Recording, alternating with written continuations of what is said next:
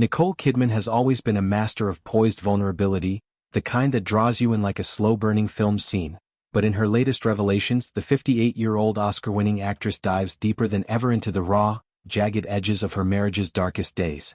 Speaking candidly about the near collapse of her union with country music superstar Keith Urban back in 2006, Kidman describes a time when she felt utterly shattered, like pieces of her soul had been scattered across the floor of their Nashville home, impossible to reassemble.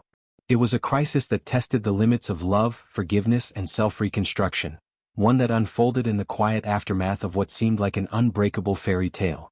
For anyone who's ever stared at the wreckage of a relationship and wondered if the fragments could ever form something whole again, Kidman's story is a beacon, proof that brokenness doesn't have to be the end, but the gritty prelude to a stronger comeback. The trouble began subtly, as these things often do in the high-stakes world of celebrity couples juggling spotlights and secrets. Kidman and Urban had tied the knot in 2006, a whirlwind romance that blossomed from a blind date set up by a mutual friend in Los Angeles. She was fresh off her high-profile divorce from Tom Cruise, carrying the invisible scars of a 10-year marriage that had ended amid rumors and red carpets. Urban, with his easy charm and gravelly voice, felt like a fresh start, a partner who saw the woman behind the awards in the headlines.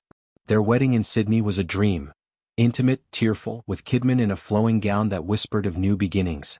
But just 4 months later the cracks appeared. Urban struggles with addiction, a demon he'd battled since his early days in the Australian music scene, escalated into a full-blown crisis. Kidman recalls the moment it hit critical mass, a phone call from a close friend, urging her to come home immediately because Keith was in freefall, his substance abuse spiraling into isolation and self-destruction. "I felt broken," Kidman admits now, her voice in interviews carrying the weight of those memories, soft but steady, like she's sifting through old photographs. Broken wasn't just a word, it was a physical sensation, a hollow ache in her chest that made every breath feel labored. She describes nights lying awake in their bed, staring at the ceiling fan's lazy spin, questioning if love could survive when one half of it was drowning. The couple's early months together had been electric, late-night songwriting sessions where Keith would strum his guitar and she'd hum melodies from her latest scripts, their dreams intertwining like vines. But addiction doesn't care about romance. It creeps in, eroding trust brick by brick. Keith's relapses meant cancelled tours, tense silences at dinner parties, and the constant undercurrent of fear that this time, it might be too much. Kidman, ever the protector, tried to shield their world from the chaos, but inside she was fracturing, doubting her choices, her strength, her very capacity to hold a family together. The split, though brief, loomed like a storm cloud. They separated for a few months, a painful timeout that felt like the end of everything they'd built. Kidman packed a bag and flew to Sydney, seeking solace in the familiar hum of her hometown, but even there the pieces didn't fit. "I remember thinking, is this it? Have I failed again?" she shares, her eyes distant in recollection. Failure wasn't abstract. It echoed from her past, from the Cruise years where Scientology whispers and custody battles had left her feeling exposed and inadequate. With Keith it was different yet achingly similar, the fear that her heart, patched together from previous loves, couldn't withstand another tear. Friends rallied around her. Naomi Watts with midnight calls laced with wine and wisdom, her daughters Sunday Rose and Faith Margaret, conceived via surrogate years later, as future anchors she hadn't yet held.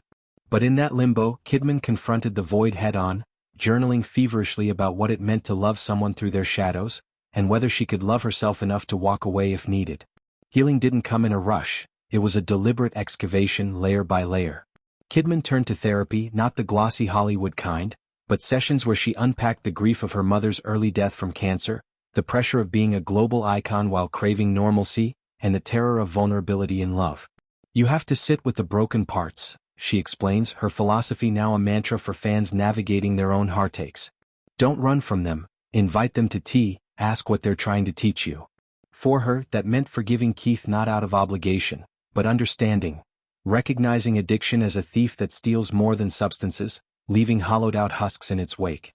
She read voraciously, memoirs like Elizabeth Taylor's on resilience, spiritual texts on grace, and leaned into her faith, a quiet Catholicism that had sustained her through Oscar wins and personal lows. Physical outlets helped too, long runs along Sydney's beaches at dawn, where the salt air scrubbed away the fog, and yoga flows that taught her to bend without snapping. Keith's own journey mirrored hers, a parallel path of reckoning. He entered rehab in October 2006, a 28-day program that stripped him bare and rebuilt him from the foundation up. Emerging, he was humbled, his swagger softened by gratitude. The couple's reconciliation wasn't cinematic, no grand airport sprint or rain-soaked embrace, but a tentative bridge built on brutal honesty.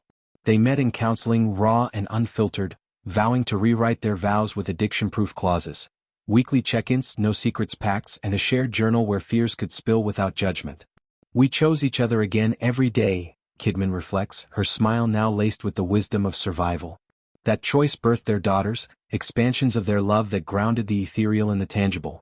Sunday Rose's first steps echoing Keith's guitar riffs, Faith's giggles a soundtrack to family dinners. Today, nearly 2 decades later, their marriage stands as a testament to reinvention. Kidman and Urban, both 58, exude a seasoned intimacy at events. Her hand in his at the Met Gala, his arm around her waist during CMA Awards. They've co-authored a blueprint for enduring love, therapy as routine as date nights, forgiveness as a daily practice. Kidman's career, meanwhile, flourished in the rebuild. Roles in Big Little Lies and The Undoing channeled that inner fire, earning her Emmys and proving that personal alchemy fuels artistic gold. She mentors young actresses now, sharing war stories over coffee.